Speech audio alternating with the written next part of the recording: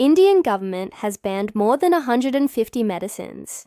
Many of them are very common. Some of them are probably present in your medicine cabinet at home too, like Vicks Action 500D, Cold Total Dolo Cold, Crocin Cold and Flu, Saridon, Tylenol, Corex, Piriton, Ascomp, Calpol, Zandu, Neezy, Vovaran, Relispray, Asman, Vicks VapoRub, Sudafed, Becashules, Ascaril, Pedia, Sure, Benadryl, etc.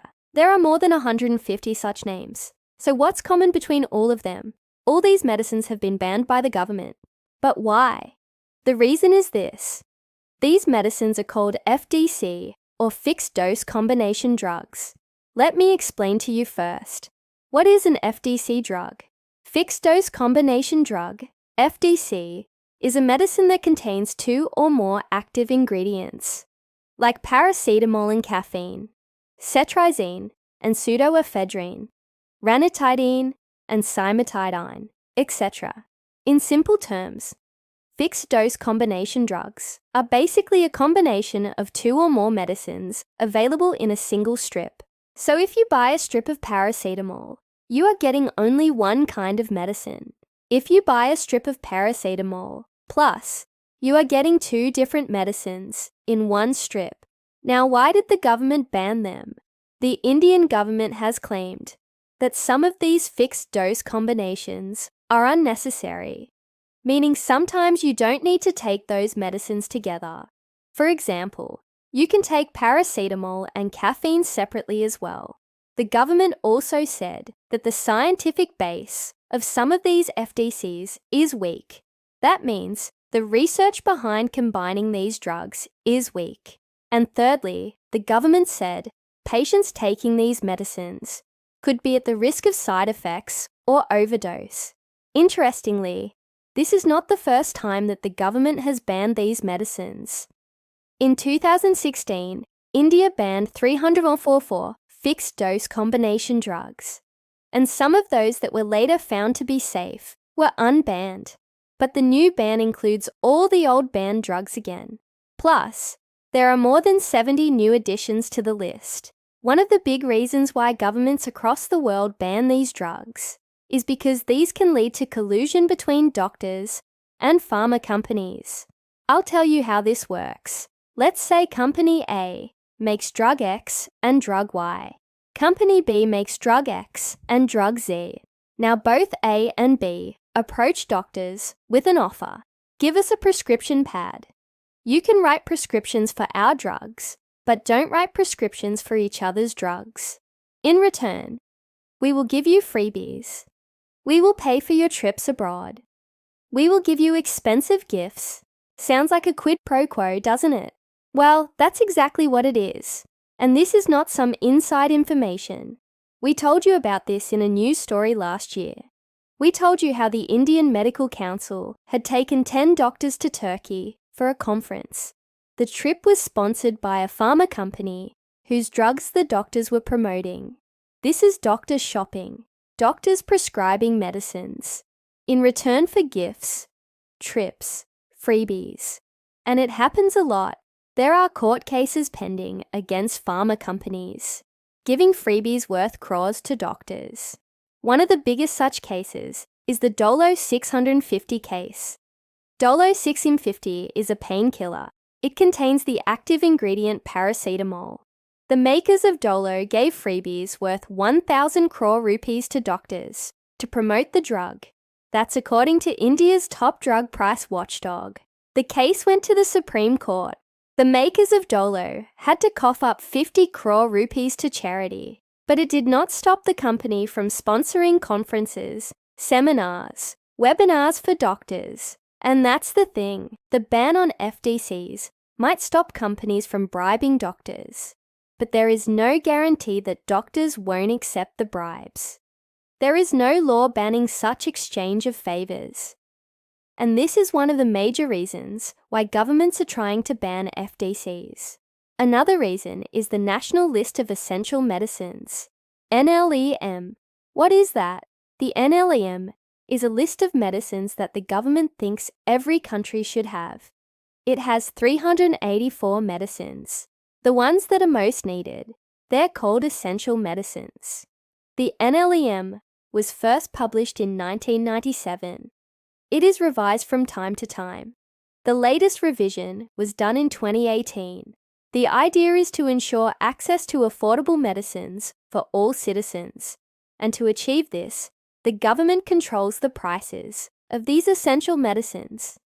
And that's another reason why fixed-dose combination drugs are being banned, because they're not on the NLM. See, the whole idea of the NLM is to keep prices low so that people can afford the medicines. But FDCs have multiple ingredients, which means they cost more. Also, there isn't enough research on the combination of drugs in most of these FDCs. So instead of banning all of them, the government should have tried to bring down their prices. But clearly that failed. So now the government has decided to ban them altogether. But before they are banned, they're being widely sold. And where are they being sold? Everywhere. At medical stores, chemists, even online. Take a look at Amazon's list of best-selling pain relief medicines, and you will see most of them are FDCs. Vicks Action 500 Forte, Vicks VapoRub, Esmen, Ceridon, Ascomp, Calpol, Pediasure. All of these are FDCs. Here's another list of bestsellers on Amazon. Most of these medicines are FDCs. How does that even happen? When the government itself has banned these drugs, how are they being sold everywhere? And that is possibly due to a misunderstanding. Let me show you some headlines now. Paracetamol, Crocin, Tylenol banned in India, said a headline in Times Now. Then another one by India Today. Pain relief drug paracetamol banned in India. And then this one by News 18. Paracetamol banned in India. None of this is true. The government has not banned paracetamol. It is a basic drug, and it is here to stay. Paracetamol is a painkiller. It is sold under different brand names, like Calpol, Crocin, Tylenol, etc. But the government has not banned any of these. What the government has banned is the combination of paracetamol with other ingredients, like paracetamol plus caffeine, paracetamol plus diphenhydramine, etc. Those fixed-dose combinations have been banned. And the same goes for cetrizine. This is an anti-allergy drug.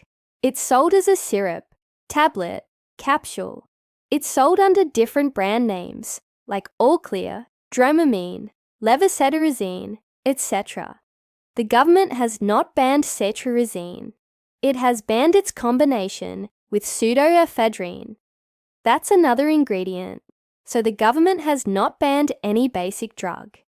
It has banned the combination of some drugs. So the next time you go to the chemist, make sure you read the label properly. You must know what you're taking. That said, there's nothing wrong with fixed-dose combination drugs in principle. In fact, they can be very useful. They reduce the frequency of doses, help patients who cannot swallow pills, reduces production cost, hence cheaper for the patient. But yes, they must be backed by science. And this problem with FDCs is that there is hardly any research on most of them. Take, for instance, the combination of ranitidine and cimetidine. Both of these drugs are used to treat acidity. Why combine them? Ranitidine and cimetidine do the same job. So why put them together in one pill? Or take the combination of ibuprofen and paracetamol. Both of these drugs are painkillers. Again, why combine them? Same work, same result. According to the Indian Medical Council, there are 4 combinations that are considered safe. Number 1, paracetamol plus caffeine. Number 2, metformin plus glympyride. Both of these are diabetes drugs. Number 3, losartan plus hydrochlorothiazide. Both of these are blood pressure drugs. And number 4, duloxetine plus maltolate. Duloxetine is used to treat depression, and that's the catch. While there is no harm in taking medicines together, unless they have the same effect. You need proper research to back that combination. Unfortunately, that's lacking in most cases. You see, it's always better to ask questions. Ask your doctor about the fixed dose combinations that you're taking. Ask them why those drugs have been combined. Ask them if there is enough research to back it. Don't blindly trust the branded medicine. After all, you're the one who will be taking the medicine. You must know what you're putting inside your body. We made this video because a lot of people were asking us questions about the medicines in the news. But there's one question that we did not get. Did you like this format? Tell us in the comments, and while you're there, don't forget to follow us.